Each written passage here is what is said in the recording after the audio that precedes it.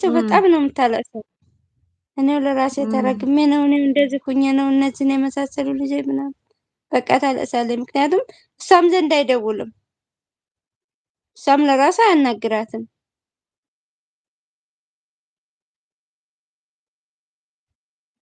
እኔ የምለው አባባል አለኝ ማርያምን ሴት የሚወዳትን እንጂ የሚወዳትን ነው ማግባት ያለባት። እኔም እንደዛ ነው የምስማማው። እም በፊት እኮ በፊት እኮ ውዴታ ይኖራል፣ ግን በኋላ ላይ ልጅ ሲመጣ እኮ ነው ይሄ ነገር የመጣው። በፊትማ ተዋደው ነው። እኮ በፊት ውዴታ አለ፣ ግን በኋላ ላይ ልጅ ሲመጣ ይሄ አ ነገር መጣ።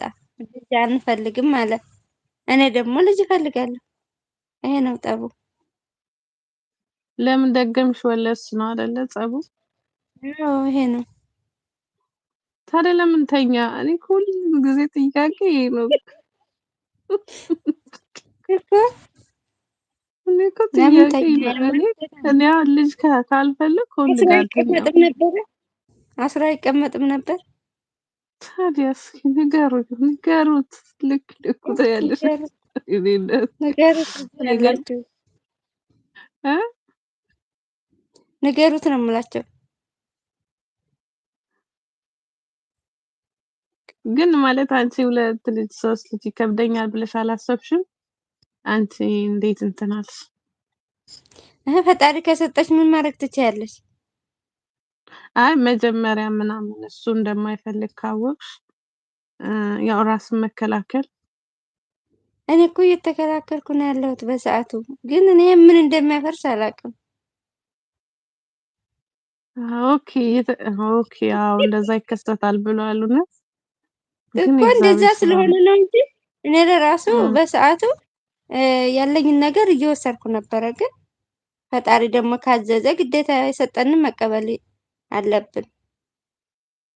አዎ ይሄ ነው እኮ ባለፈው ከዳኒ ጋር የተጣላ ነው እኔና ዳኒ ራሱ የተጣላ እሱ አሁን ደግሞ እሱ ይሄንን አይቀበልም። ሁለት እሱ ልጅ ይሄንን ብቻ ነው አይቀበልም። የምፈልገው አለ ዳንዬ። ከዛ እኔ ደግሞ እሱ አይታወቅም እግዚአብሔር የሰጠውን ነው መቀበል ያለብን። ሁለት ብቻ ማለት አትችልም፣ ምን እንደሚፈጠር አይታወቅም።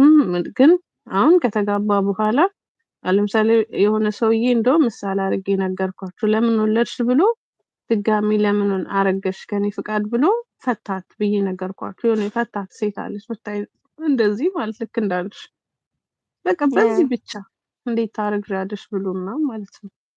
እንዴ ታዲያ እሷ ምን ታርግ አልኩኝና እኔ እንደውም እንትን አልኩ። ይሄ ምክንያት አይሆንም ሰውየው ሌላ ምክንያት ነበረው ማለት ነው ብዬ አልኩኝ። ገባሽ?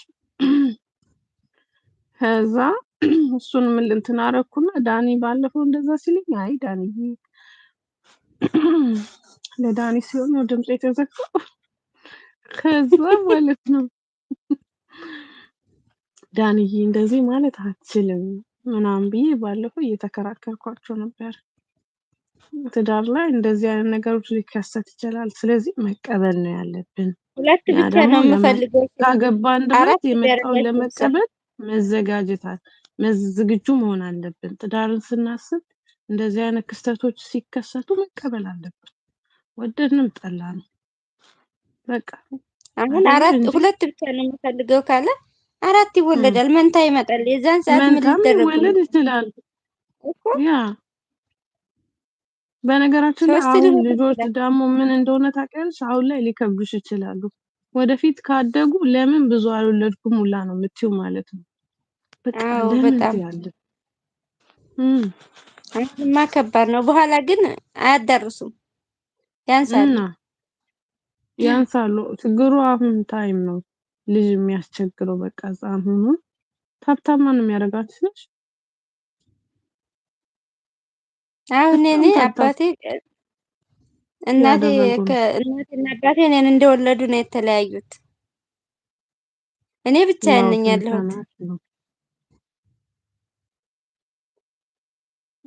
ዋናው መተሳሰብ ነው። አዎ እም ግዴታ ነው መቀበል ነው። የመጣውን ነገር መቀበል አለብን። እሺ ንገሪኝ።